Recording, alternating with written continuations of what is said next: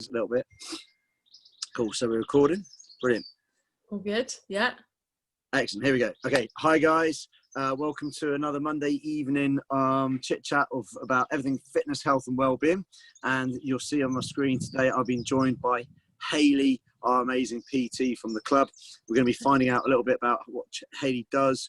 But I can tell you now, she does Brazilian Jiu Jitsu and competes in that. And I know we were doing some videos and putting some stuff together, promoting her sessions and stuff. And we had a bit of a grapple together. And I can tell you from personal experience, don't mess with this girl. She's hard. Brilliant. Thank you for joining me, Hayley. That's great and very kind of you to give up your time. How are you? I'm actually a very nice person as well. I don't just beat people up. Don't be fooled by that. Don't be fooled by that. So today, I'm going to ask you to tell me a little bit about your. Well, let's start talking about Brazilian Jiu Jitsu. Tell me what it is. I did a little bit of Jiu Jitsu before as a youngster, but it wasn't the Brazilian stuff. What is Brazilian Jiu Jitsu?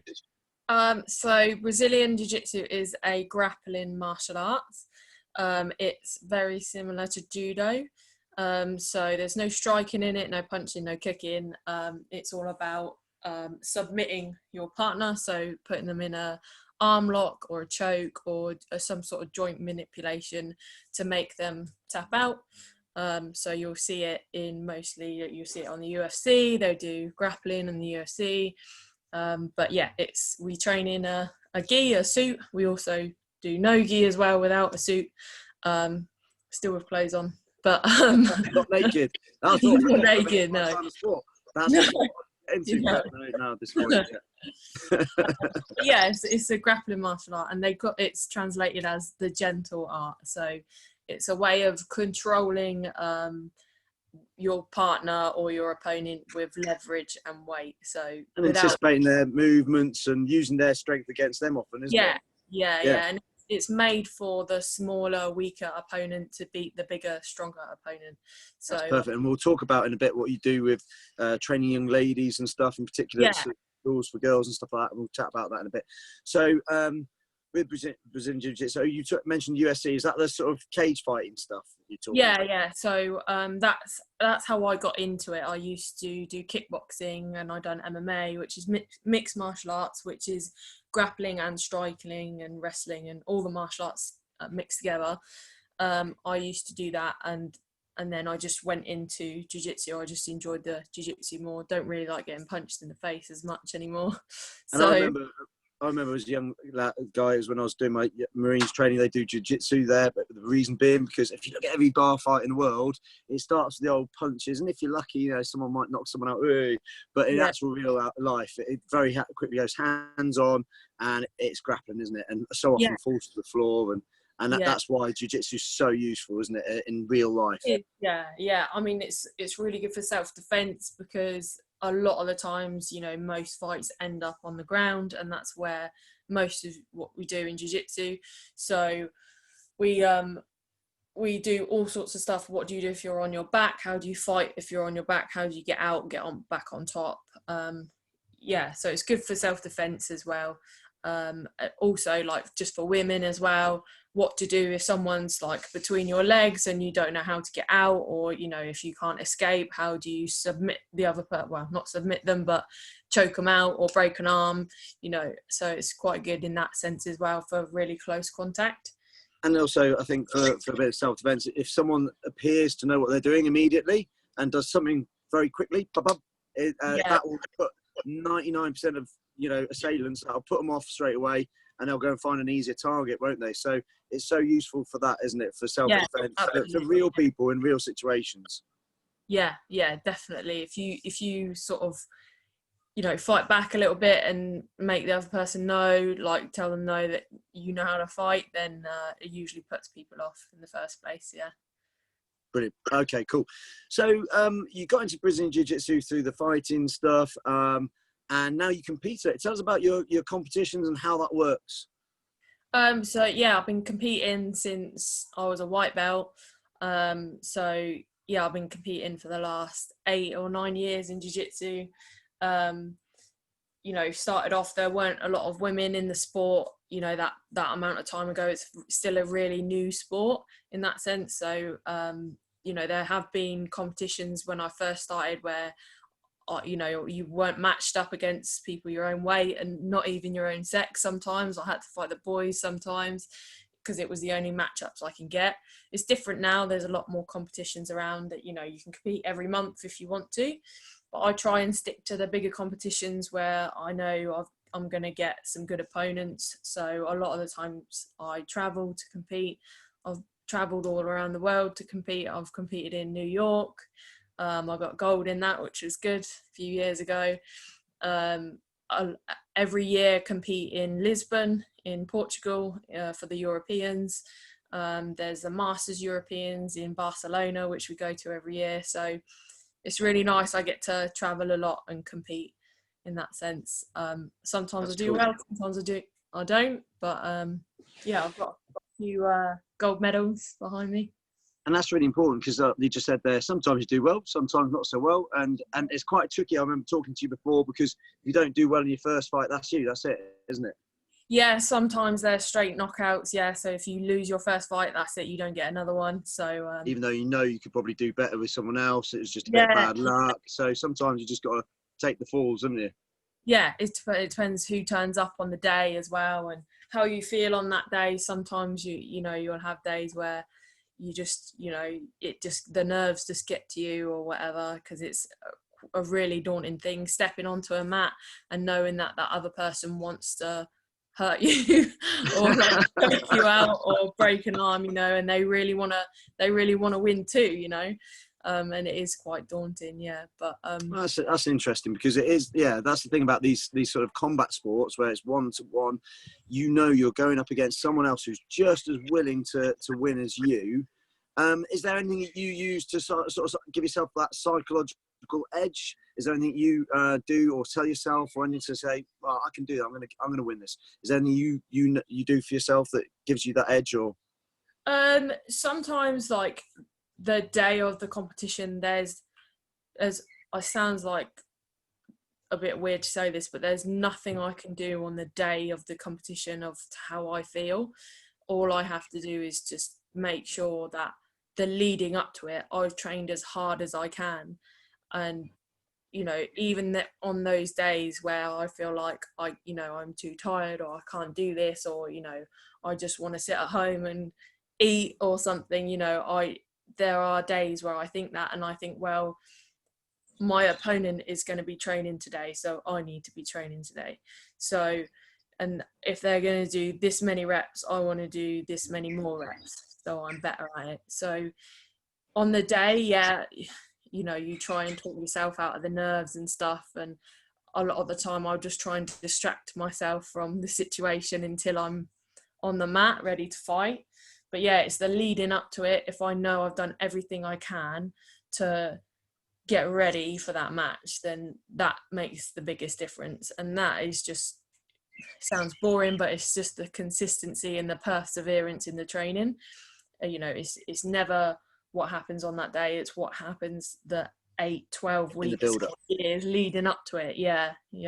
And I think that's the same. And it's what we had Will on last week, and the same thing he said, is that it's unfortunate, it's not cool, it's not sexy, it's a bit of a grind. You don't feel like it all the time, but you've got to get up there and you've got to do that bit of training and practice. And for you, I suppose, on the day of the fight, the competition, you don't want to be stood there thinking, you know what, 2 weeks ago I could have been training a little bit harder, I could be that little bit fitter and more ready now. You need to know that you've done everything to get there, haven't you?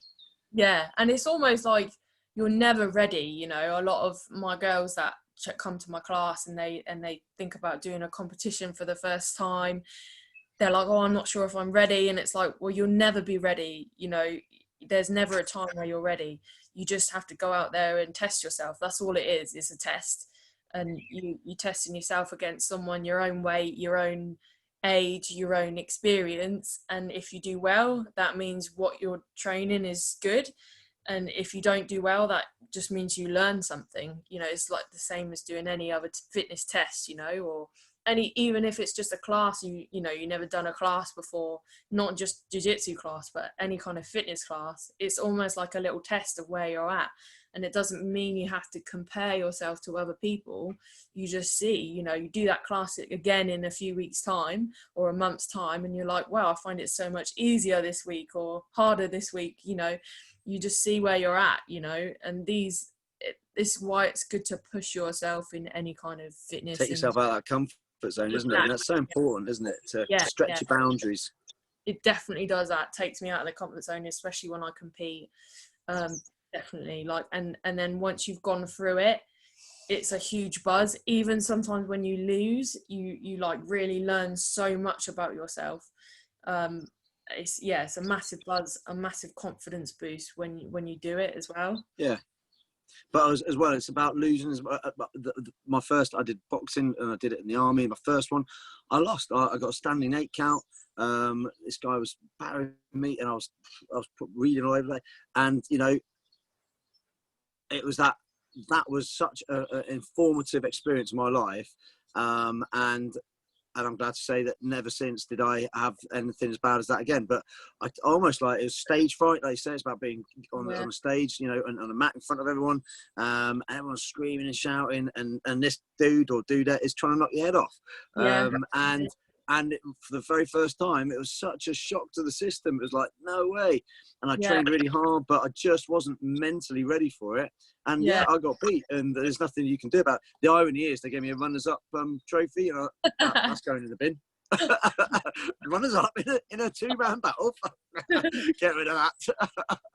But so you learn so much from sometimes. So it's so important just to sometimes stick your neck out, challenge yourself. And I suppose if we relate it to our members, it could be that they should say, could be like doing their first 5K, or maybe they've been doing 5Ks and maybe doing their first 10K, and setting themselves a target, setting themselves a date, setting themselves a goal, and then training for it and then going for it on that day. Even if you don't feel on that day, you're terrified, you're worried, you're nervous, you feel anxious, like just doing it.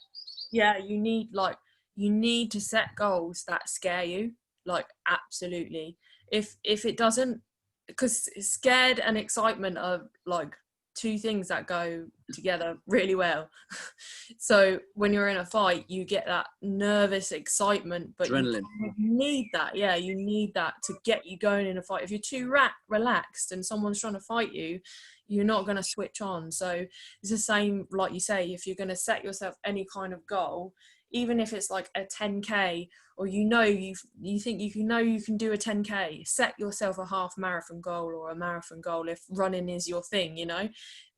That is going to scare you a little bit, and think that little doubt in your mind where you think, oh, I don't know if I can do that. That's the time to set that goal and go, right, I will do that. And when you've done it, it's like the best feeling. Buzz, you think, well, I thought I couldn't do that a year ago or 6 months ago, and then you've done it, and that comes from yourself, you know, that massive confidence boost. No one else can give you that. No, that's it. But then as well, you need to remember, you know, sometimes you set yourself up for fall if you challenge yourself like that. And sometimes, hey, on the day, I don't know, let's say it is your first marathon or half marathon, and on the day it turns out and it's red hot and it just, you overheat. And you have to walk and you have to stop or whatever, and you don't quite make it, at least you've learned from that experience, and you have to take that step, and don't let it beat you. You just got to get back on that horse, and just learn from that experience and go for it again. How far you came just by training for it and giving it a go and trying, you know, not just thinking, oh, I'll never do that, and then put it in the, you know, the box in your mind where, oh, I never do something like that. Yeah. At least you try. Brilliant. And that's what you can do, you know, try stuff. Yeah, brilliant. Thank you. So what's been your biggest and best achievement in your sport then? What was your biggest sort of high then? It's hard to tell really. Like, on paper, in 2016, I won double gold in the international London international competition. So it was like a big competition in jiu-jitsu, and they held it in London every year, and I had a lot of fights that day. So I won gold in my category, and then I went into the open weight category, where you still fight people your own experience, but it's open weight. So They could be 20 kilos heavier than me or 20 kilos lighter than me, and I beat everyone in that, all shapes and sizes. I beat in that, and I got gold in that, and that was really good. And that's like, if you look at that on paper, that's my biggest achievement. But there And are how many fights did you have to do in that day? So how many fights did you have to do in that one day?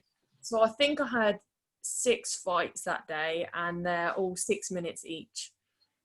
Gosh, you must be physically, by the end though, were you just like physically exhausted, or was it just the adrenaline keep you going? What was I remember that particular competition, like I just wanted to eat loads afterwards. And the next day I was like, I felt like I had a hangover. Like I was so sore and knackered and just like mentally drained. But that's a hell of a hangover that comes with bruises as well. Yeah. I don't know what nights out you have. That was a good one. Like, but there have been other achievements as well. Like, it sounds really silly, but a couple of years ago, I broke my ankle in a competition. I was fighting in Lisbon, and a girl, basically, she jumped on me and landed on my leg and broke my ankle. You realise at that split second? Was it like immediately realised? Sometimes at the time I was like, oh, that didn't sound good, but I ended up on top in the match, so I was like, well, I'm on top now, so I'm going to keep fighting just in case. But I still lost anyway. And then because the adrenaline's going at the time, you don't feel it, you don't feel pain when you're in there. And then as soon as we stopped, I was like, oh my god, this is really bad. So that I was out for 3 months out of that, and then it was really, really hard to go back to competition after that, just because it was just a horrific experience. And so was it like a psychological battle then to be brave enough? Because being in a different country and stuff, like my husband wasn't there, and he's usually there with me when I compete, but he wasn't there that time. So my coach was there with me, but like it was really, really hard. And then literally 18 months later, I entered my first competition since then, and that was really, really hard. And that feels like one of the better achievements that I've had, even though that day I didn't win any matches, but it was the first day back where I'd come back from that hardship. Such a setback. I achieved so much, and I learned so much because I lost every match, and I was like, I know exactly what I need to do to win the next one. And then the week later, I won the Masters Europeans in Barcelona. And then the week after that, I won the British Open. So that was just last year. So like I needed those 5 losses on that day to get me to the wins. So sometimes it feels like, if you're not achieving what you want to achieve, you really, really need that to make you realize what you need to do to achieve the next thing, So it's all about learning from it, isn't it? Yeah, absolutely. Yeah. And Michael Jordan, like the amazing basketball player, if you remember, I don't know, but there's a quote. He throws numbers out there. He says, "I've lost this many matches. I have missed this many shots at the hoop that were critical to the match." And he listed hundreds, dozens and hundreds. And he said, "But every single one of those led to my wins." So basically, every loss that he had, it's just build up to the time that you can do it. So the time with that biggest victory, that biggest win for you, is that coming back from that injury and just getting there, getting that win. Yeah. I watched his documentary. Well, the Last Dance thing on Netflix. Have you seen it? No, I haven't. No. Oh, it's so good. Yeah, if you want to learn more about sort of like mental toughness in sport and stuff, it's a really good one. Yeah. Brilliant. Definitely. Yeah. So what's that called? That's Michael Jordan, and what's it called? Yeah, it's called The Last Dance on Netflix. It's really, really good. Yeah. We'll look that one up. I'll definitely watch that later. Brilliant. Okay. So I haven't got too much longer, but tell us a little bit about, I know that you do training for young ladies and things. So a big part of your sort of philosophy is making sure, so particularly young women are empowered, isn't it? I mean, and your PT programming is called Empowered, isn't it? So tell us a little bit about that, about your ethos and why that's so important to you. Yeah, so that's where it's come from, really. Before I started martial arts in Jiu Jitsu, I was quite like a shy, very, very shy, like didn't think women could be strong, and physically strong, you know, let alone mentally strong. And like, you know, not, you know, never went to a gym or anything like that. I was like really, really skinny, like really weak, really dweeby, like, you know.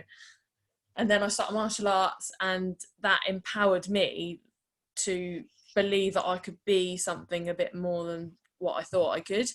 So I was doing that for a few years, and then I decided to quit my job at the prison. I used to work at the prison service. I quit that and went into fitness and got qualified. And when I was deciding on like what to call my business, it was like the first thing that came into my head, empower personal training, because I wanted to empower people with exercise. I wanted other people to feel the way I felt after training. So yeah, that's why I called it that. And I love training women. I train men as well. I've got male clients as well. But I train men and women, and I just want people to realize that physical strength helps with mental strength as well. I don't just, I teach Jiu Jitsu as well. I teach that too. I teach women's only classes. I teach girls classes, teenagers, young girls in Luton and Milton Keynes. I teach kids classes as well. And yeah, that's the whole part of it, is to empower people. It's been a little bit harder in lockdown. With a contact sport, it's really hard to train at the moment. Luckily my partner, my husband, is a black belt, so I get to get beaten up by him every day, which is good. I'm quite lucky he's the same like weight as me and as well, so do you not like have a deal right today I'm going to win? Yeah, do you not yeah, have I try my winning every day day. today? I try every day, but yeah, it doesn't always work out well for me. That's great. And then, so what have you been doing during lockdown then? What have you been doing for yourself and for your clients? So so for my clients, pretty much all of my clients went online. I've been doing Skype online sessions for years anyway. I've already got Skype clients, so I was ready for that straight away. Everybody got their lockdown workouts, so I use an app with my clients as well. I put all their workouts on there, so everybody got, I planned an 8-week lockdown. I didn't think it would be longer than 8 weeks, so now I've given them some new workouts. But yeah, I gave everyone some lockdown workouts to do, so workouts to do at home, and then they were still PTing with me. And a lot of them, you know, have said to me they're really glad they've kept it up, because if they didn't, then they wouldn't have done anything at all and just stayed at home and done nothing. So that's been really good to just keep that going. Obviously it's not the same as one-on-one. I really miss seeing them one-on-one, but it's really nice to still see them through Skype. But now we've sort of had that first release of lockdown. I know you've been out and about with clients, haven't you?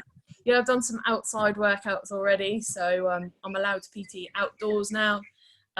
So I've been doing that the last couple of weeks. It's been really fun, especially in this weather. It's so nice as well. So lucky, haven't we? Outdoors, yeah. I've got some cones, and I've got some equipment like some TRX and stuff like that. So I've been using all of that, and people are loving it, like, you know, getting a tan and training at the same time. Everyone's loving it. It's good. Brilliant. That's brilliant. Yeah. And for you, you also talking about, we were talking before about weight management and losing weight. And have you got any particular strategies or theories on that, the things that you particularly like to do? Yeah, so for me, it's funny, a lot of people say to me, oh, you're a PT, you don't have to worry about your weight and stuff like that. But, you know, that's not the case at all. You've got a baking habit now. I've been doing, like so many other people, baking habit. Who knew? I can bake. Yeah. It's really good, yeah. But I've been trying to do like healthy baking, like protein, like cakes and stuff. So yeah, but it's still cakes. But yeah, I have to make sure my weight is good as well, because when I compete at a certain weight. So I have to make sure I stay in that bracket so I'm ready. Otherwise, it's just a horrible thing when you've got to cut weight. You know, there's been a couple of times where I've had a bigger breakfast than I needed to on the competition day, and I've had to sweat it out. There was one time I had to like put a bin bag over me and sweat it out and try and sweat out. I managed to sweat out a kilo in 2 hours, so that was good. So I do know about weight cutting and what it takes to do that. Weight cutting is very different to weight loss, though. Weight management, or weight management, and I would say my best advice for anyone looking at to lose any weight is to just find out where your calories are coming from. I use an app called MyFitnessPal, and it tracks all of your calories. You can literally use a barcode scanner and scan everything you eat. Put all of your food in there. Find out where your food is coming from. It's all got a breakdown of everything you eat in there, so how much carbs you have, how much protein you have. So it's a really good way of educating yourself on what is in food. And a lot of the time people start using it and they don't realize how many calories are in certain foods. They think certain foods are healthy and actually they're not. You know, like avocados, they're great, but they're actually really high in calories, so don't eat like 4 a day, you know.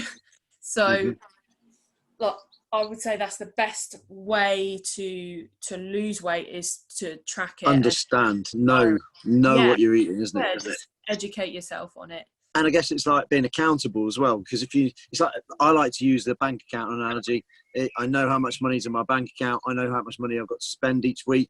And if you treat your calories in the same way, then you can manage it. And it's only through knowing what you're actually consuming and how many calories are in that. You don't have to obsess about it.